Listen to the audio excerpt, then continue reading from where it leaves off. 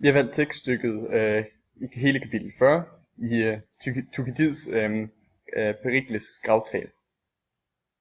Og overordnet så handler den om, så er det en lovprisning af Athen og dens demokrati og alt derimellem.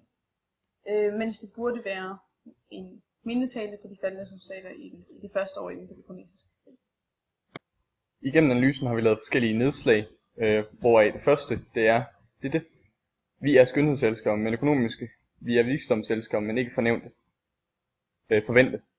Rigdom er for os et grundlag for dåd, mere end smykke for ord. Fattigdom er ingen skam for den, der vedstår den, men større skam for den, der ikke fyrer den ved død. Og altså det han siger her, det er egentlig bare, hvor gode de er, hvor gode Athen er. Altså det der med, at de kan både være skønhedselskere, men samtidig økonomiske og visdomselskere, men ikke forvente. Altså de er ligesom alt det gode, uden alt det dårlige, der måske kan følge med.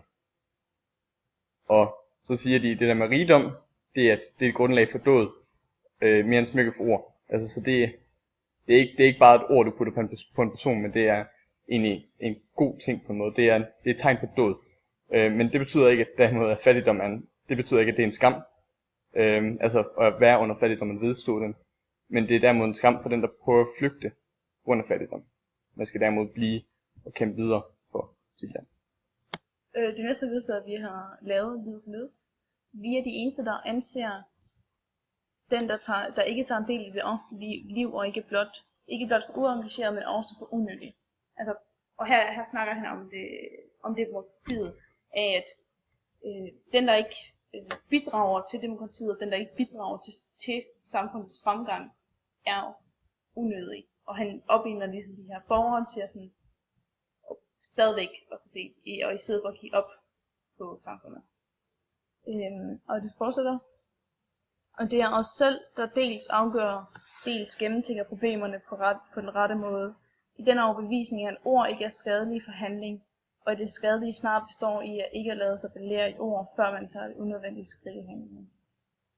Og så er han også med at sige, at vi er forenet, hvor vi er enige, at vi skal lave, og vi sammen laver gode og velovervejede beslutninger, og det skal vi fortsat gøre med. Vi skal ikke gå i krig eller trække os ud af krigen, uden at tænke os om.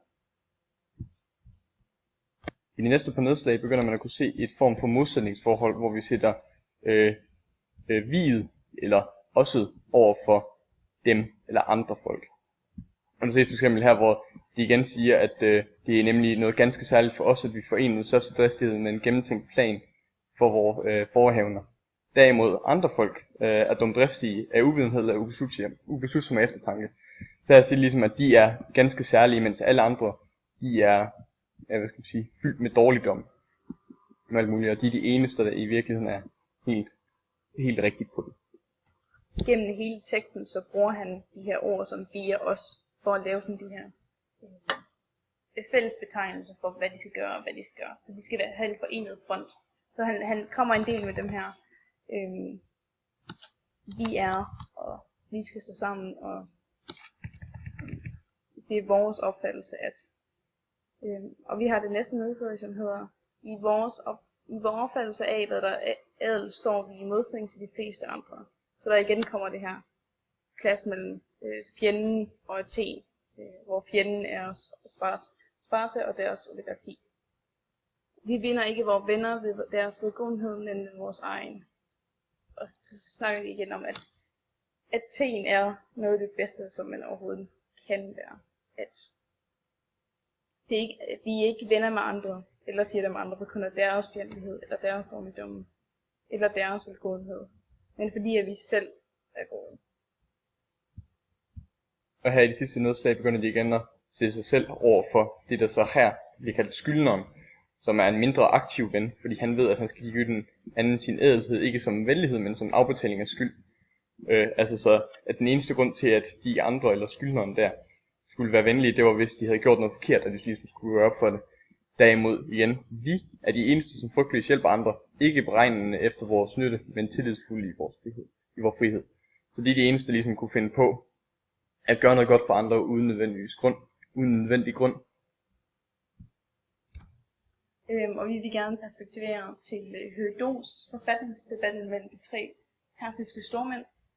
hvor den har egentlig flere modsætninger med gravtalen, men har sammenligninger, fordi at de gravtalen er holdt under den peloponnesiske krig, som var en krig mellem Sparta og Athen, og derved også en krig mellem styreformer, hvor vi har Athen med demokrati og Sparta med oligarki. Og den her tale helliggør ligesom det athenske demokrati og det athenske folk, mens i forfatningsdebatten så stiller de faktisk de forskellige styreformer op på hinanden og kommer med argumenter for og imod, hvor det her det er postulater frem for argumenter.